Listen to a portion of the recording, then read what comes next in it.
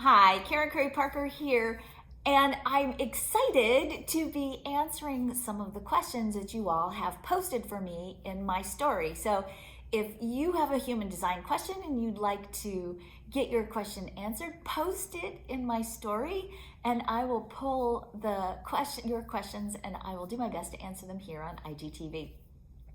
So one of the questions that got posted yesterday was a question about relationships, and somebody was asking me about two specific profiles and two types and how they relate together in relationships, which got me a little bit excited about the conversation of relationships, because this is a conversation where I think in traditional human design, a little heretical, or at least when I talk about relationships, I'm talking about relationships from a little bit of a different perspective than a lot of people talk about in human design. So when I teach relationship energies, I talk about the full spectrum of the potential of a relationship. Traditional human design talks a lot about the mechanics of how two charts come together.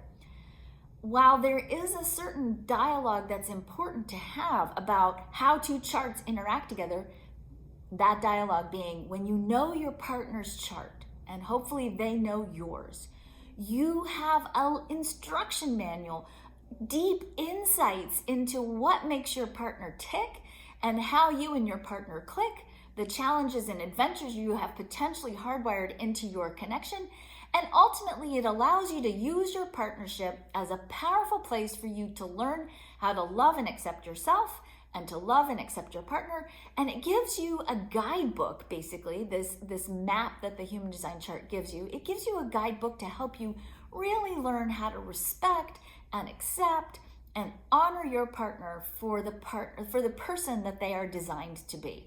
It allows you to use the platform of your relationship to pull somebody to their highest potential expression, if they're willing. And sometimes they're not. If we are strictly looking at relationship in the context of the mechanics of the relationship, which is a key thing in the beginning of a relationship. When we look at relationship energies, what we see in human design is that you tend to be attracted to people who bring the other half of your energy channels. So we literally, in partnership, in the very beginning of our relationships, we're like little magnets. We're drawn to each other, and to a certain degree, especially if you're a generator, projector, or reflector, you get into partnerships that complete you, because they do. Energetically, they bring you together and oftentimes give you energy to the throat.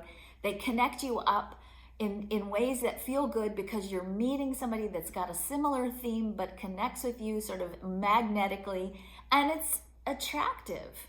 It's compelling. It explains those experiences that probably all of us have had, where you walk into a room or you go to a party and all of a sudden, zap, you see this person and you have to get to know them, right? That's great. But that's not a relationship. That's attraction. That's the first phase in a relationship. And let me just say, you can be really, really, really attracted to a narcissist. All right. And that doesn't make it a good relationship. So when people come to me and say, what kind of chart should I date? Or what should be in the chart of somebody I want to get into a longer term relationship with? I say, don't look at that. All right. You are part of a cosmic plan that's unfolding through you. And the intention of that plan is ultimately, over the course of your life from birth to death, to teach you how incredibly precious and valuable and love-worthy you are, which means your relationships are going to be the arena in which you explore and learn that lesson. In relationships, there are three distinct phases. The first phase is attraction, and the more electromagnetic connections you have, according to human design, the more attraction is there, and that's a great energy to have, because sometimes when the relationship gets rocky, and it does, it will, those are energies that continue to hold you together, that bind you. But if you have zero electromagnetics, and I've seen relationships like this, you can still stay bonded to each other, because love transcends the body graph. Love is bigger than your human design mechanics. The second phase in relationships usually happens around 3 to 5 years, when the physiological state of limerence wears off, so we're not as attracted to each other. even if your electromagnetics are strong, that it's natural that some of that is going to ebb and flow in the partnership. When we look at human design, what we see is that we inherit our energy from our grandparents. We see that we have preset familial-based energy dynamics built into how we go into relationship and how we behave in relationships. And in this second phase in relationships, we tend to work through some of those family dynamics. And it doesn't hurt that we're oftentimes, especially in our youth, attracted to people who we are not only electromagnetically connected to, but who share similar designs to both of our parents. So we tend to be drawn to the familiar because it's in the context of that familiarity, of those energies and the electromagnetic bonds, that the stage is set for us to begin to learn through acting out our conditioned patterns how to better love ourselves so that we can then in turn better love other people.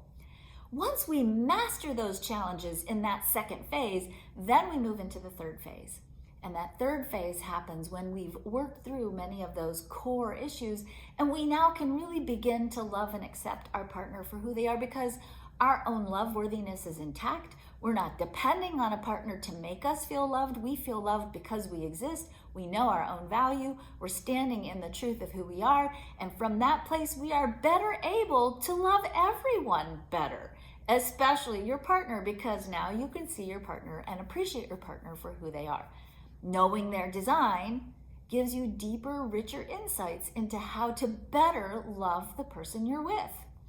Now, obviously, I'm not saying you should stay in relationships that are really dysfunctional or abusive. You are here to learn to love yourself first, so learn to set good boundaries. And for many of us, that's one of the things we bring into our relationship arena. How do you, when you're super empathic and very open and you sense and feel the potential of everyone, how do you learn to set good boundaries? That's a lesson many of us have. So, bottom line, you're going to be attracted to people. In human design, you're oftentimes attracted to people who you have an electromagnetic attraction to, who complement the energies that you have, that oftentimes make you feel complete, make you feel like you can access parts of your energy that you can't normally access on your own. Your relationship, that attraction is going to hold you for a certain period of time, and then your old stuff is going to come up. There's no way around doing the work, whether you're human design aligned or not, okay? Once that stuff comes up in your partnership, because you're here to learn how to love yourself so that you can love other people better, and you work through that, then you move into the third phase where you learn to unconditionally love and support each other. Human design gives us great tools to expedite that process, understand that process, and to a certain degree stop taking that process personally. And it teaches you how to love people better. That's my basic message. Now, I'm going to do another video in the next couple of days about profiles and how profiles influence our bonding strategies and how they play together in relationships. So check back here in a couple of days. I'll post in my story and we'll talk about profiles and bonding and the bonding strategies of the different profiles and how that works together and how you can love your partner even if their profile has zero resonance and harmony with yours. That's it. Have a great day. Bye.